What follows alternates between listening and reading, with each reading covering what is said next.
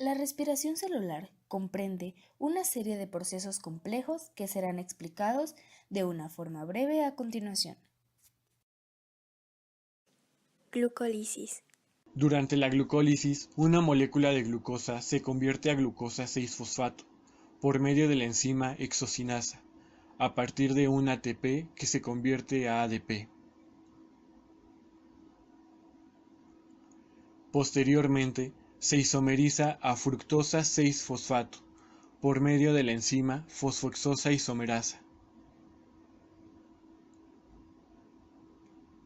Después, se fosforila añadiendo un grupo fosfato en el carbono número 1 procedente de un ATP que se convierte a ADP mediante la enzima fosfofructosinasa, obteniendo fructosa 1,6-bifosfato, que mediante la enzima aldolasa se descompone en dos moléculas más pequeñas.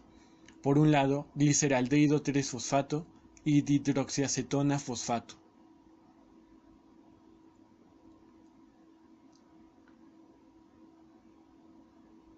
Debido a que la dihidroxiacetona fosfato no puede continuar en este proceso, se isomeriza a gliceraldehído 3-fosfato, de tal forma que ahora tenemos dos moléculas de gliceraldehído 3-fosfato.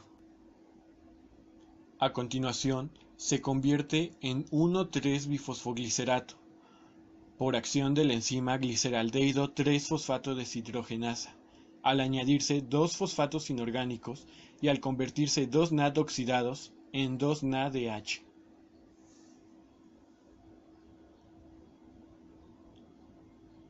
Luego se pierde el grupo fosfato del carbono número 1, quedando 3-fosfoglicerato por medio de la enzima fosfoglicerato-quinasa, siendo estos grupos fosfato capturados por dos ADP que se convierten en dos ATP.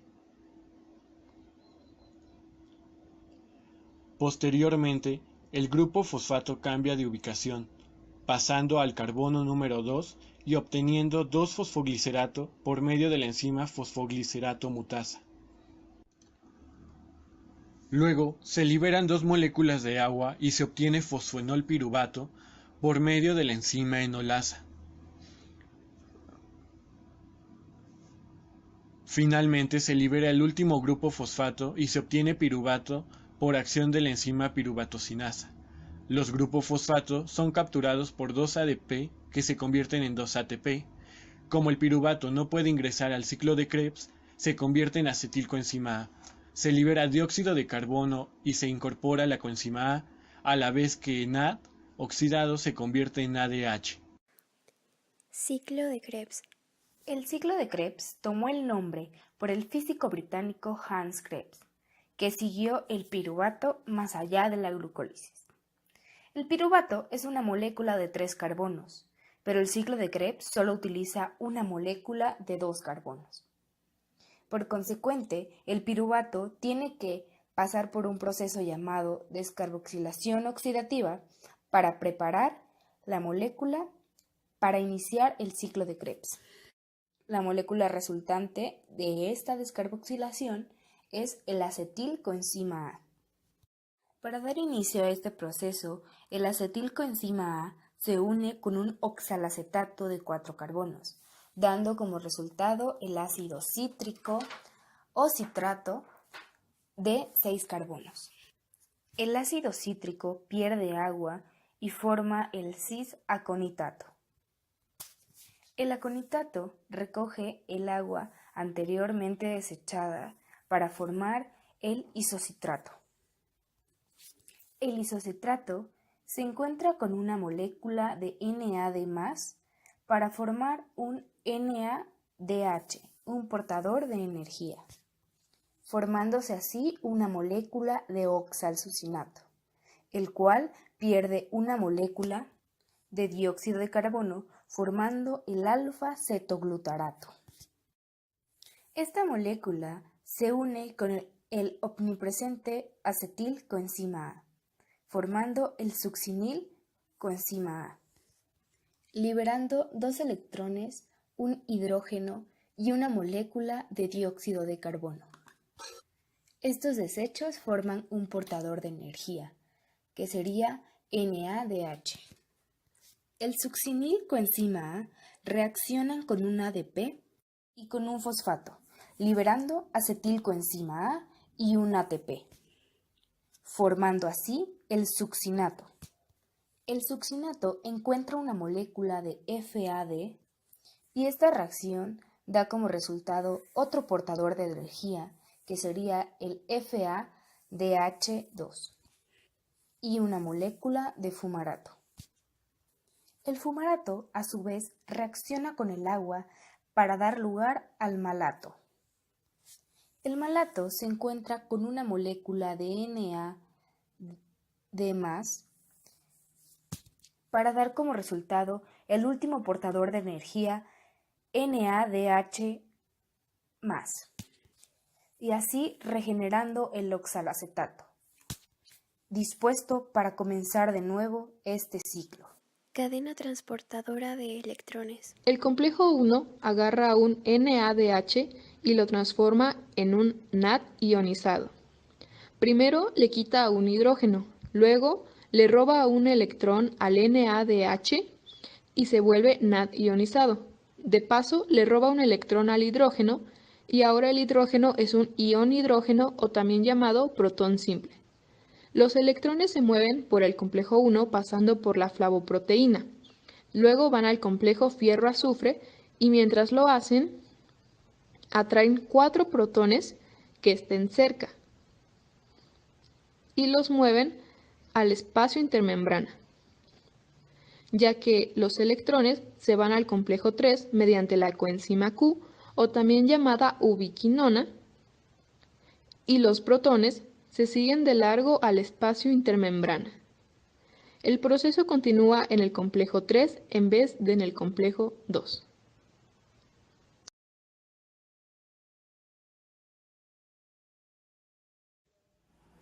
El segundo complejo es la succinato deshidrogenasa. En el ciclo de Krebs, este complejo cataliza la conversión de succinato a fumarato, produciendo una molécula de FADH2, que esta misma es oxidada a FAD, quitándole 2 átomos de hidrógeno, es decir, 2 electrones que son transferidos a través de los centros hierro-azufre y 2 protones que pasan a través del grupo hemo. Después, estos son transferidos a la ubiquinona para así pasarlos al siguiente complejo. Ahí los 2 electrones son cedidos al complejo 3 y los 2 protones son liberados, junto con otros 2 protones más provenientes de la matriz. El complejo 3 de la cadena transportadora de electrones recibe también el nombre de citocromo C reductasa. Lo que hace este complejo es recibir a los electrones que provienen del complejo número 2 a través de la coenzima Q y trasladarlos hacia el citocromo C reductasa.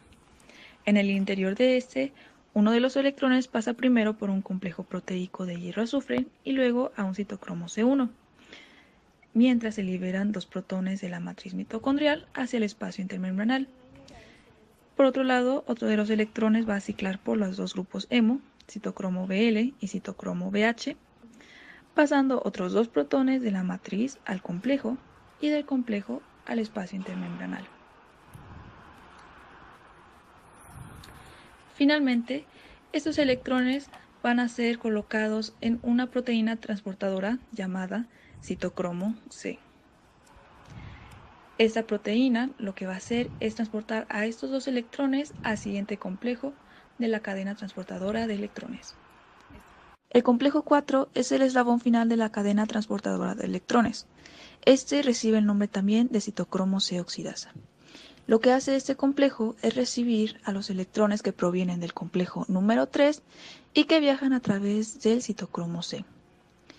Al llegar los electrones al citocromo C oxidasa, van a viajar por varias subunidades proteicas que se conocen como 2 grupos hemo, citocromos A y A3, y 2 núcleos que contienen iones cobre más 2, centros cobre A y cobre B.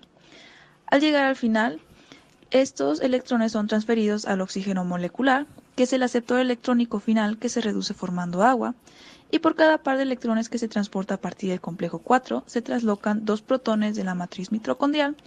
ATP sintasa. complejo 5 de la cadena transportadora de electrones, o complejo ATP sintasa, es una enzima transmembranal que cataliza la síntesis de ATP a partir de ADP, un grupo fosfato, y la energía suministrada por un flujo de protones. Este complejo está conformado por dos unidades principales.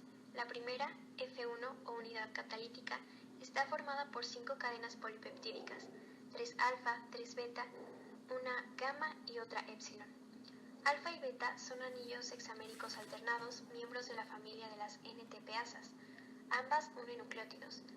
Sin embargo, solo beta participa en la catálisis. Gamma y épsilon forman el tallo central de la estructura, y gamma es la encargada de romper la simetría del hexámero alfa-beta, donde cada subunidad beta adopta diferente conformación debido a su interacción con gamma. La unidad F0 o bomba de protones es un segmento hidrofóbico que atraviesa la membrana interna mitocondrial. Contiene un conducto para el paso de protones y está formada de 10 a 14 subunidades C y una subunidad A en la periferia del anillo. Las unidades F1 y F0 están conectadas por el tallo gamma épsilon y por una columna externa formada por dos subunidades B. Podemos considerar que la enzima está formada por dos componentes funcionales, una unidad móvil y una estática. El mecanismo que lleva a cabo la ATP sintasa no precisa del gradiente de protones para generar ATP, sin embargo, aprovecha el flujo de protones para liberar esta molécula.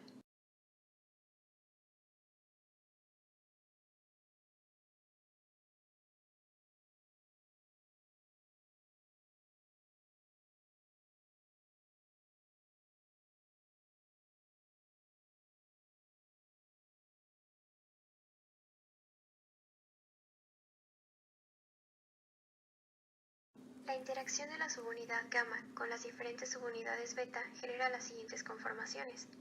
La tensa o T, en la cual se cataliza la transformación de ADP más un fosfato inorgánico en ATP, el cual se une fuertemente sin permitir su liberación.